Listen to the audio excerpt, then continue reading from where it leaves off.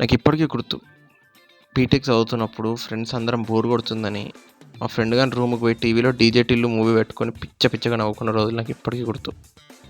Same ఇప్పుడు కూడా మా ఫ్రెండ్స్ అందరితో కలిసి థియేటర్ పోయి డీజే టిల్లు స్క్వేర్ మూవీ చూసి పిచ్చగా నవ్వుకొని అదే ఫీలింగ్ తోటి బయటకు వచ్చిన. అసలు Tillu square movie DJ Tillu అంత రేంజ్లో స్టోరీ లేకపోయినా కానీ సినిమా అందరికి ఎందుకు నచ్చింది?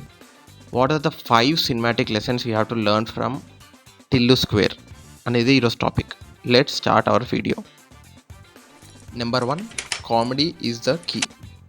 ఫ్రాంక్గా మాట్లాడుకుందాం, Tillu square movie DJ Tillu అంత రేంజ్ లేదు, కానీ మనకు నచ్చింది.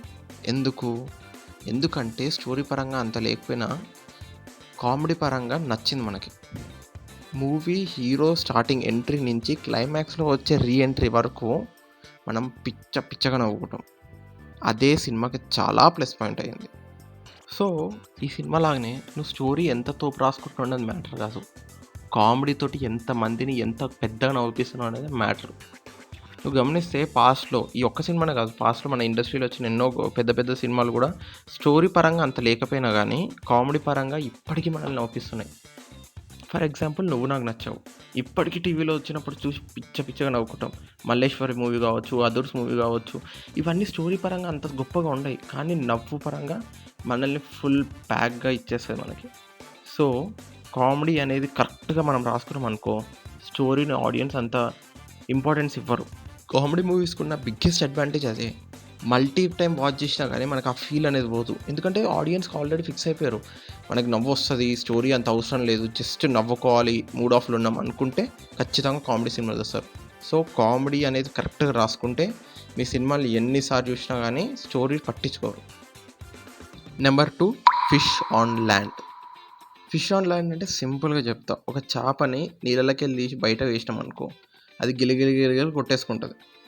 ఇలానే ఒక కంఫర్ట్ జోన్ నుంచి అన్కంఫర్టబుల్ జోన్లో మన క్యారెక్టర్ని పడేసినప్పుడు అది గిలగిల కొట్టుకునేటప్పుడు మనకు ఆటోమేటిక్గా ఫన్ అనేది జనరేట్ అవుతుంది. ఆ అన్కంఫర్టబుల్ జోన్ నుంచి కంఫర్టబుల్ జోన్కి మారే ప్రతి ప్రయత్నంలోనూ అది ఇంకా పెద్ద ప్రాబ్లంలో పడిపోతుంటుంది. ఆ ప్రాబ్లంకి వెళ్ళి ఎలా వస్తాడు అన్న క్యూరియాసిటీ పెరుగుతుంది. ఆ ప్రాబ్లంలో పడ్డ ప్రతిసారి ఒక ఫన్ అనేది జనరేట్ అవుతుంది. ఇలా ఒక కామెడీ సినిమాని రాయడానికి ఈ ట్రిక్ అనేది చాలా బాగా ఉపయోగపడుతుంది. మనం కరెక్ట్గా గమనిస్తే డీజే టిల్లు 1 కావచ్చు, 2 కావచ్చు, మన హీరో ఒక ప్రాబ్లంలో ఇరుక్కుంటాడు తన బర్త్డే రోజు. ఆ ప్రాబ్లం నుంచి బయటపడే ప్రతి ప్రయత్నంలోనూ తను ఆ ప్రాబ్లంలోకి ఇంకా లోతులోకి వెళ్ళి ఆఖరికి చావు దాకా వెళ్తాడు.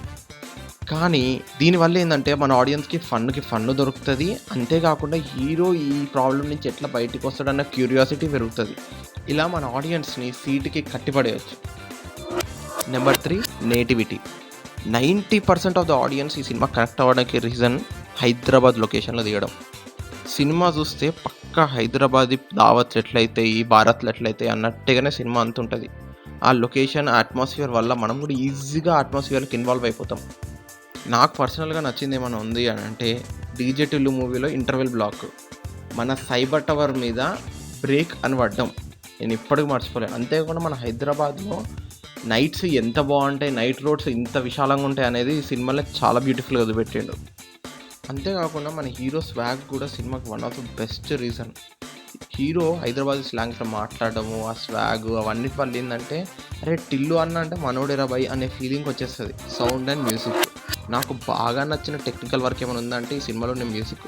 ఎందుకు అంటే సినిమా టైటిల్ అని చెప్పిండు డీజే టిల్లు అని, హీరో డీజే వాయించేటోడు.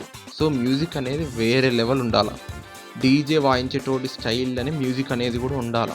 అందుకనే సినిమాలో వాడిన టెక్నికల్ వర్క్స్, ఇన్స్ట్రుమెంట్స్ కూడా డీజేలలో భారతాల్లో వాడే పియానోస్నే వాడిర్రు. అలా మన ఆడియన్స్ సబ్కాన్షియస్ లెవెల్లో ఈజీ కనెక్ట్ అయిపోయారు ఆ క్యారెక్టర్కి. సో ఇక్కడ సింపుల్ థింగ్ ఏంటంటే సినిమాలో హీరో పేరు డీజే టిల్లు, ఉండేది హైదరాబాద్. సో స్టైల్ అనేది కూడా హైదరాబాద్ స్టైల్ అనే మ్యూజిక్ ఉండేటట్టు సెట్ చేసుకోరు కాబట్టి ఆడియన్స్ ఈజీ కనెక్ట్ అయ్యారు. Number 5, comeback as a king. DJ Tillu 1 కావచ్చు, 2 కావచ్చు, కానీ నాకు రైటింగ్ పరంగా మస్తు నచ్చింది అని అంటే క్లైమాక్స్ వచ్చే కమ్బ్యాక్. అది మాత్రం మనకు పిచ్చ హై ఇస్తుంది.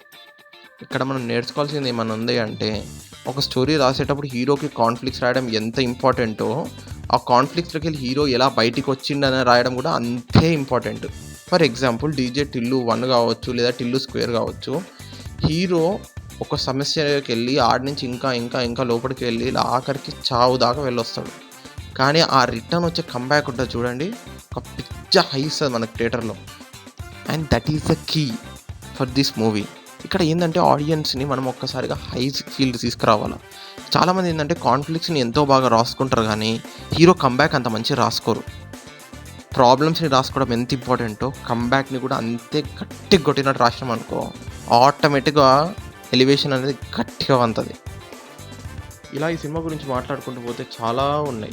మన హీరో డైలాగ్ డెలివరీ కావచ్చు, బాడీ లాంగ్వేజ్ కావచ్చు, ఆ స్వాగ్ కావచ్చు, ఆ వన్ లైనర్స్ కావచ్చు. అసలు ఈ సినిమాలో వన్ లైనర్స్ ఎందుకు మళ్ళీ యూజ్ చేసినా గానీ మనకెందుకు అంత హై మూమెంట్స్ ఇచ్చినాయి అనుకోవచ్చు. ఇలా చాలా ఉన్నాయి. నెక్స్ట్ వీడియోలో డిస్కస్ చేద్దాం. ఈ టైంలోపు నువ్వు సబ్స్క్రైబ్ చేసుకున్నావనుకో, ముందొచ్చే వీడియోస్‌లో కూడా ఇంకా టాపిక్స్ డిస్కస్ చేద్దాం. ఓకేనా? Thanks for watching my video. Don't forget to subscribe, like, share.